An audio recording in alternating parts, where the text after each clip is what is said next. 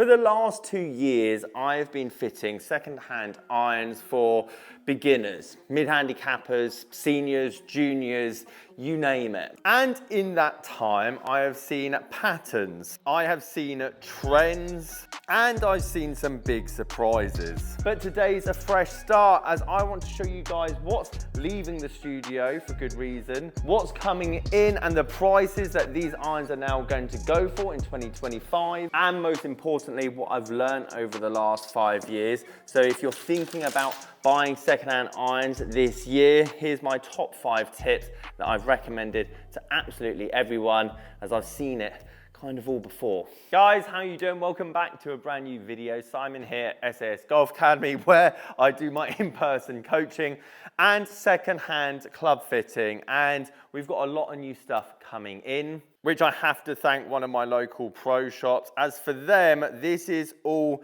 redundant now. Even though this is brand new for me, great for videos, great for second-hand fitting, all of this is now redundant. And I'm gonna show you the stuff that I'm then getting rid of as well. And you get to see, this is one small glimpse, I guess, of the industry, the turnover of the industry, and realistically how much waste there is in this kind of stuff. Fast fashion, something that's worth £600 2 months ago is now worth £400 due to, well, potentially it reaching the end of its cycle. Now, the professional that's kind of gifted me all of this did ask that if I had club fits and people are looking for particular shafts and heads, he's got a lot of shop stock on the floor, which he's looking to get rid of basically at trade price. And I thought I might as well mention it in this video. So if you're curious or interested, message me at sasgolfacademy@gmail.com. So let's turn up the house lights and let's firstly talk about what's staying, why it's staying, then what's leaving, and then obviously what's coming in, as well as obviously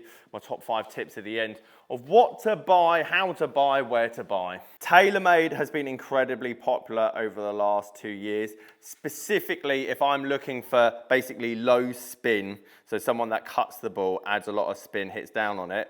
These are great. These are great in terms of value, especially the M5s and why I keep them in here.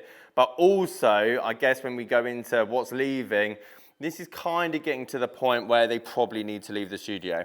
Not because of performance, not because of tech, just, well, basically being able to get hold of it. In terms of the P790, it's been doing phenomenally well. Again, very popular, great looking head. More expensive because it's so popular. But as I say to a lot of guys that, let's say, get these for around 600, 650 pounds, let's say 5 to pitch, 5 to gap wedge, something like that, they hold their value. Like a 2016 P790 is probably the most well-held, valued piece of equipment in the game. Now, my ping wall lineup is pretty much set like this.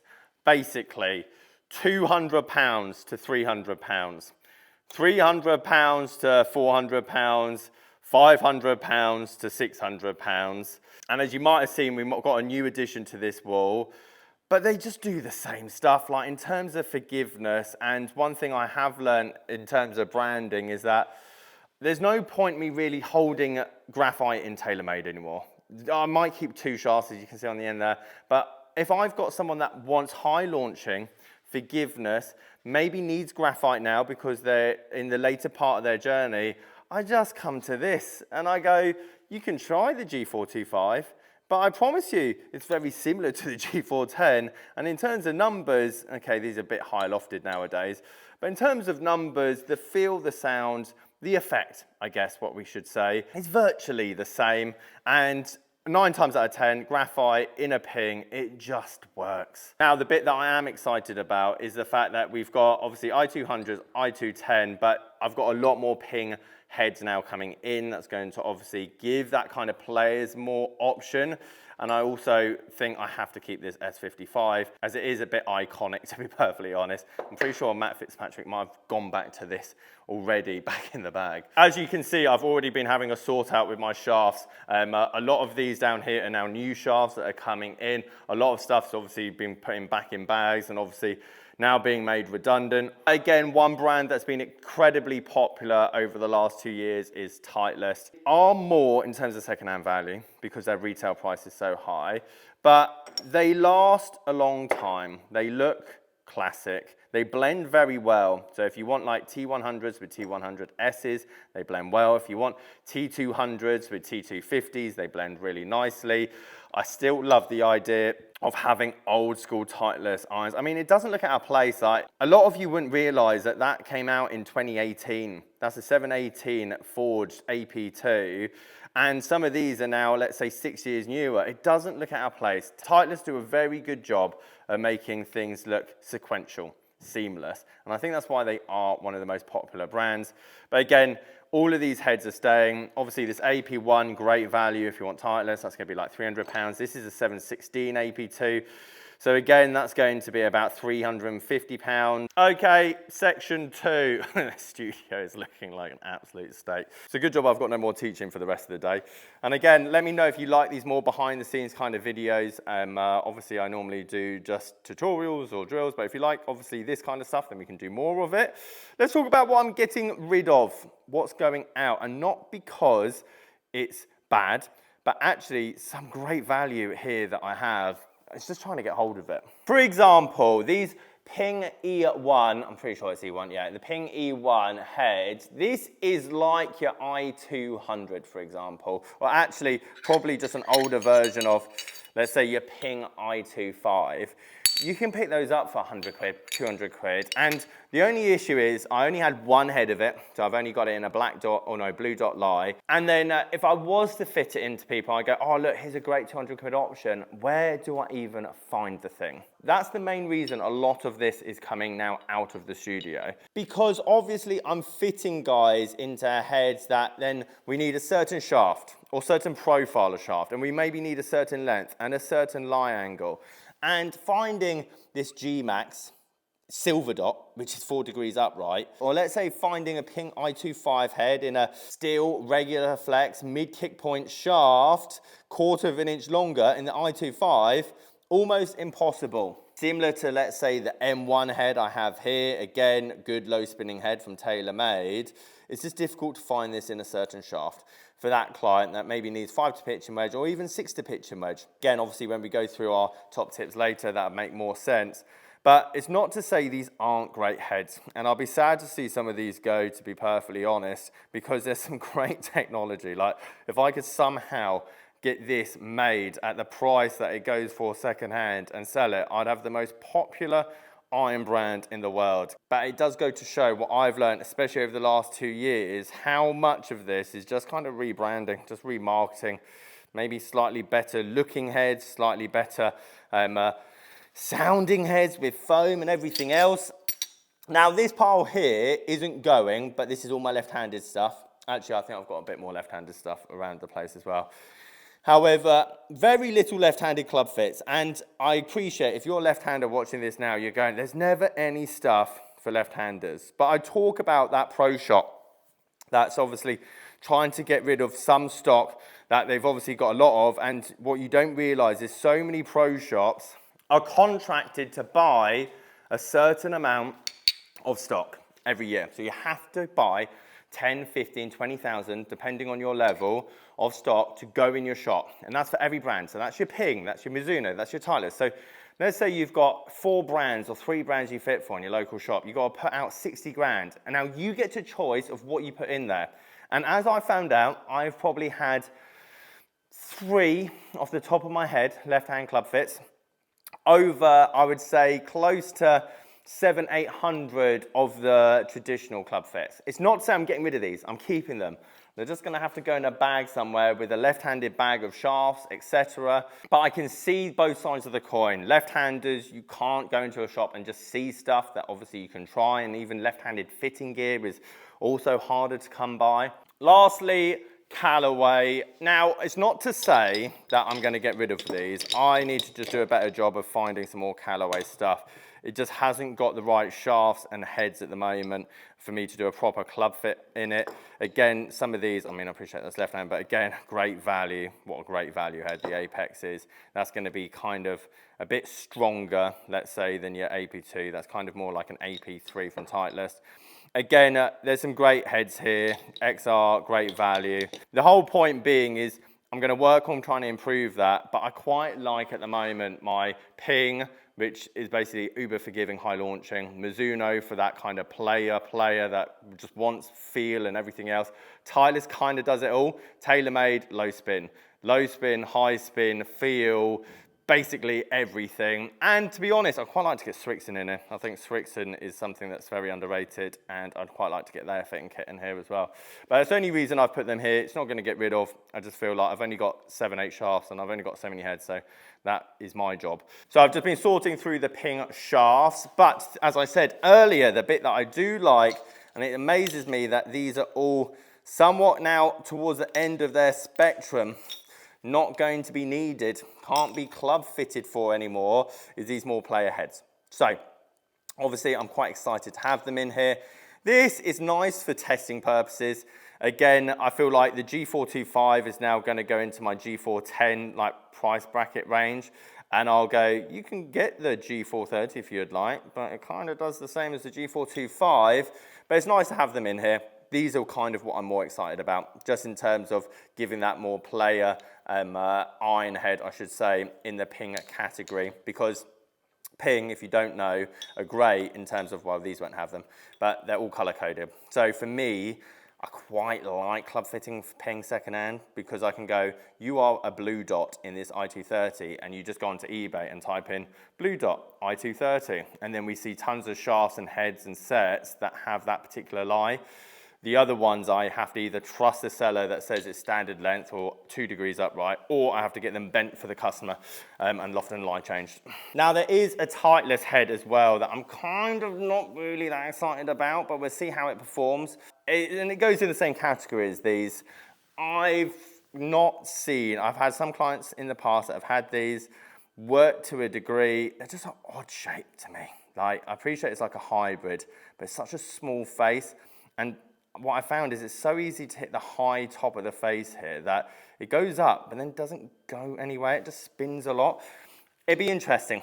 Now, what you don't know, what obviously I didn't know, TaylorMade have changed their lie and fitting carts now, so I need to get adapters for these to fit my old shafts as well as the newer shafts. So that's fine, because I'm not really going to be needing to fit for, well, it's certainly not these anytime soon, because as I said, TaylorMade holds its price incredibly well, I've already got some of these already at the moment. And then we've got some new Titleist heads as well. I do need to give these a bit of a clean, but some T200s, T350s, some more forgiving heads. I appreciate, again, that some people need this head. However, I just shove them in Ping. That's just my personal experience. However, what I am excited is for this bad boy. 620 CB. A lot of tour pros use this. The value of it is actually quite reasonable for a Titleist head, and I think this is going to perform very well this year, to be perfectly honest. So I'm quite excited about that, as well as some more T200s, which is basically like your AP3 kind of replacement, with the 150 and the 100 obviously underneath it. I think these are going to do quite well. They obviously just need a bit of a clean, and we've got some updated shafts, which is quite nice, but I've got quite a lot of these already, but they've got newer grips, which always helps as well.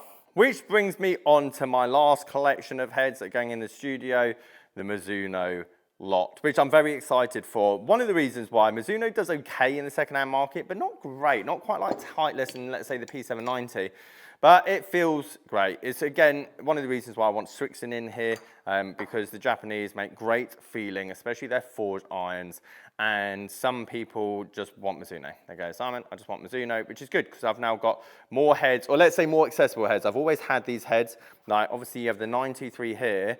You want the 923 hot metal, but only want to spend £300, 919 hot metal. It will feel the same, sound the same, perform the same. However, the 919s are harder to get hold of now. As you can see here, like these I'm excited for. Again, the prices that these are coming down to, and obviously we've got some newer versions again up here as well. However, I'm excited to now have these obviously in the studio, as well as obviously updated shaft options. Now let's talk about what I've learned, especially fitting secondhand. Not just fitting in general, well, kind of fitting in general, but especially fitting secondhand. Loft is a great telltale sign of whether you're going to get on with the iron or not. Now, I appreciate some of you guys just starting won't know, but it's difficult. You could look at this head, this Mizuno Pro here, and go, there's no way I can play with that. It's a blade. It looks like a blade. But again, you stand next to the P790 and go, actually, I think the P790 would work for me. These are the same head. Let's not get it twisted. But what I am saying is a loft is a great indication of what a game improvement iron is versus a blade. As you can see, this hot metal 923 JPX, 28.5 degrees loft. Again, the 245 here, 30 degrees. So that's more of a player's iron. If I put the 241 next to their 30-degree head, all of a sudden the 30-degree head looks like a game improvement iron. The lower the loft, the more forgiveness. That's important. The lower the loft, the more offset. That's important. So if you want more distance and help with your slice, go less loft in your second-hand irons. Number 2 is brand. And as I said, there are some brands that tinker more towards forgiveness and high launch. But more importantly, when it comes to brand, you've got to make a decision. Do I want to go underrated, like Wilson Staff? Like these are only 2 years old and they're going to be going for a great price soon. Or am I going to stick with something that's same loft, same head style, same design, however, go to something that's a bit more well-known, a bit more expensive? And the whole reason this is an argument is that Mizuno, Ping, Titleist, TaylorMade, I could sell quite quickly. I can also buy very quickly. There's a premium for that because the market, there's a demand for it. These, not so much, but it's not to say you can't get a great performing feeling iron with an underrated brand. It just means that if you don't like it, you might have to wait a while to get rid of it. If not, you're gonna have to keep lowering the price. Number 3, shafts. And if you're buying secondhand and very new to the game, don't overthink it. However, if you're fast, by all means get a stiff flex. Do you know what I mean? And the one way to distinguish all these shafts apart, because it can be so confusing, is that just what do you want? Do you want lower launch or do you want higher launch? Forget spin. There's no such thing as a high launching, low spinning shaft. That's not how the game works. What there is high kick points. So a Project X is one of the highest kick point shafts in our game, meaning that it wants to bend up here, not down here. And if you balloon the ball high, you hit it high, and you want something that feels very firm in your hands, again, the higher the kick point, the firm this is going to feel. It's going to feel like a steel rod. This is going to launch the ball low. Now, if you can't get the ball up in the air, that shaft's probably not going to be for you. You might want to then go to something like an AMT Red, for example. That would be a higher launching shaft. And typically you know, because this would be in, let's say, a high launching head. Now, if you type in T400 online, I guarantee you're going to see a lot of AMTs in it. There's not going to be any Project 6.0s in it because it's pointless. They cancel each other out. Just type in the shaft, what's the kick point? If it's down here, it wants to launch the ball higher. If it's up here, it wants to launch it lower. That obviously also lower or heightens the spin. That's essentially it. Number 4 is being clever on condition and really asking some questions about someone's clubs, because condition is a big value marker. Like some of these drivers I have here could be £300, but with a Skymark could be £200. Condition matters. When it comes to irons, grooves is obviously the important one, but more importantly, the grips. Like a grip nowadays costs £10. Or let's say even £15 for the more expensive ones. So just make sure the grips are relatively good. Otherwise, you might be spending £150 getting them all replaced, or let's say £100. Condition's important. Make sure you check it. Don't just jump in. And if the price is too good to be true, that might be a reason why. But if not, then again, you might be getting some value back and potentially making money when you go to sell it in the future. Lastly, and this is obviously down to what else is in your bag, but if you're going for, let's say, big heads like these, cavity back heads that are low lofted, high launching, you're probably not going to need a 4-iron, at most a 5-iron, sometimes just a 6-iron. And my last one's all about gapping, just knowing what you need underneath your irons as well as the top end. I have sold more sets this year through 5 or let's say 6 to gap wedge. I think 6 to gap wedge has been really popular, whereas 10 years ago that would have been very different. It would have been 5 to pitching wedge, but because everything's so de-lofted now, a 6 to gap wedge is kind of your 5 to pitching wedge. Otherwise, the player might need another 4 wedges at the bottom end of the bag, and some pitching wedges nowadays are like 43 degrees.